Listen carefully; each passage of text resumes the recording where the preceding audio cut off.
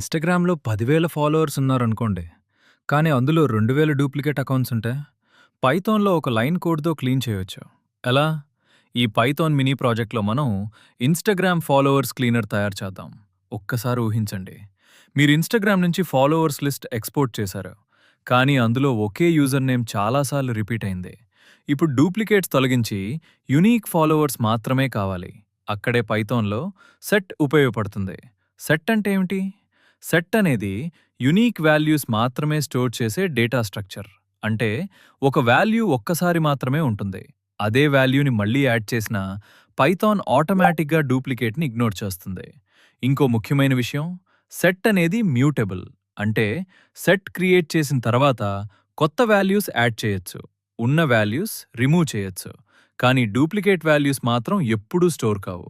అదే సెట్ యొక్క biggest advantage.